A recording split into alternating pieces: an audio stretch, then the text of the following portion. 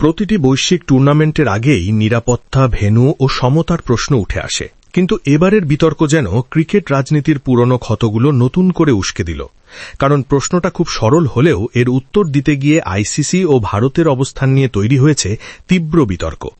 ভারতের জন্য যদি চ্যাম্পিয়ন্স ট্রফিতে ভেন্যু পরিবর্তন সম্ভব হয়, তাহলে বিশ্বকাপে বাংলাদেশের জন্য কেন নয়?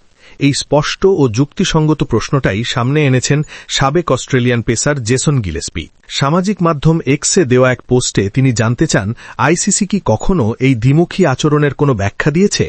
গিলেস্পির এই প্রশ্ন মুহূর্তেই আলোচনার ঝড় তোলে, বিশেষ করে ভারতীয় ক্রিকেট সমর্থকদের মধ্যে, যারা বিষয়টিকে প্রশ্ন হিসেবে না দেখে আক্রমণ হিসেবেই নিয়েছেন।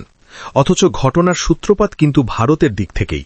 নিরাপত্তা ঝুঁকির অজুহাত দেখিয়ে বাংলাদেশি পেসার মুস্তাফিজুর রহমানকে আইপিএল থেকে বাদ দেওয়ার সিদ্ধান্ত নেয় ভারতীয় কর্তৃপক্ষ। এই সিদ্ধান্তের পরপরই বাংলাদেশের ক্রিকেট মহলে প্রশ্ন ওঠে, একজন আন্তর্জাতিক মানের ক্রিকেটারকে যদি ভারত নিরাপত্তা দিতে না পারে, তাহলে বিশ্বকাপের মতো মেগা ইভেন্টে পুরো বাংলাদেশ দল, বিসিবি কর্মকর্তারা এবং হাজার হাজার বাংলাদেশি দর্শকের নিরাপত্তা কিভাবে নিশ্চিত করবে? এই যুক্তির ভিত্তিতেই বাংলাদেশ চায় ভারতের ভেন্যুতে না খেলে নিজেদের ম্যাচগুলো যেন বিকল্প ভেন্যু হিসেবে শ্রীলঙ্কায় আয়োজন করা হয়। কিন্তু বিস্ময়করভাবে এই দাবি ভারত তো বটেই, আইসিসিও একেবারেই আমলে নেয়নি। এখানেই প্রশ্নটা আরও জোরালো হয়ে ওঠে, কারণ অতীত খুব দূরের নয়। সর্বশেষ চ্যাম্পিয়ন্স ট্রফিতে ঠিক এই ভারতই নিরাপত্তার অজুহাতে পাকিস্তানে যেতে অস্বীকৃতি জানায়।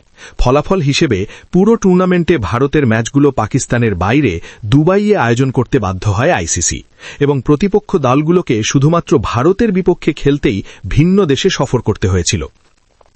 সেই সময় ভারতের নিরাপত্তা উদ্বেগকে যুক্তিসঙ্গত বলে মেনে নেওয়া হয়েছিল।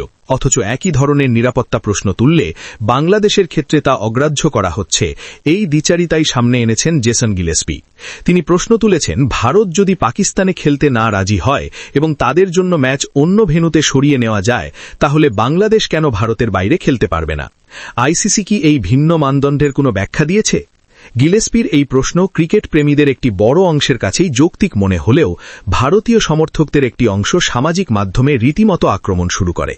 ব্যক্তিগত আক্রমণ, কটূক্তি ও নেতিবাচক মন্তব্যের চাপে শেষ পর্যন্ত পোস্টটি মুছে ফেলতে বাধ্য হন সাবেক এই অজি পেসার।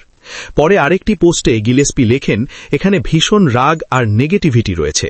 সামান্য একটি প্রশ্ন করলেই মানুষ ঝাঁপিয়ে পড়ে, আর সেই কারণেই তিনি বহু আগেই টুইটার ছেড়েছিলেন। গিলেস্পির বক্তব্য শুধু একজন সাবেক ক্রিকেটারের হতাশা নয়, বরং এটি আন্তর্জাতিক ক্রিকেটে সমতা ও ন্যায্যতার প্রশ্নকে আরও স্পষ্ট করে তোলে। এই ইস্যুতে শুধু গিলেস্পি নন, বাংলাদেশের দাবিকে সমর্থন জানিয়েছেন পাকিস্তানের কিংবদন্তি অলরাউন্ডার শাহিদ আফ্রিদিও।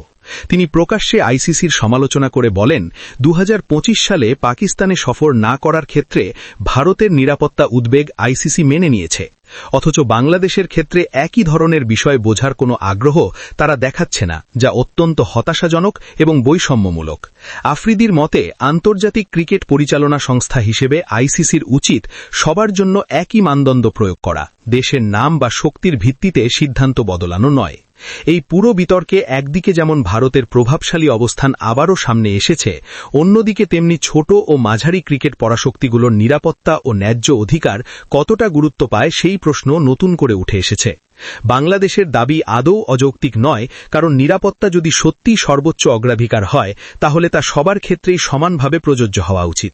কিন্তু বাস্তবতা হল, সিদ্ধান্তগুলো প্রায়ই নেওয়া হয় রাজনৈতিক ও বাণিজ্যিক চাপের ভিত্তিতে, যেখানে ন্যায়সঙ্গত প্রশ্নগুলো চাপা পড়ে যায়। গিলেস্পি ও আফ্রিদির মতো আন্তর্জাতিক তারকারা যখন একই সুরে কথা বলেন, তখন বোঝা যায় বিষয়টি শুধুই বাংলাদেশ বনাম ভারত নয়, বরং এটি বিশ্ব ক্রিকেটের সমতা, স্বচ্ছতা ও বিশ্বাসযোগ্যতার বড় পরীক্ষা। এই বিতর্ক শেষ পর্যন্ত কোন দিকে মোড় নেয়, আইসিসি আদৌ কোনো ব্যাখ্যা দেয় কিনা, নাকি আবারও শক্তিশালীদের পক্ষেই পাল্লা ভারী হয়, সেটাই এখন দেখার বিষয়।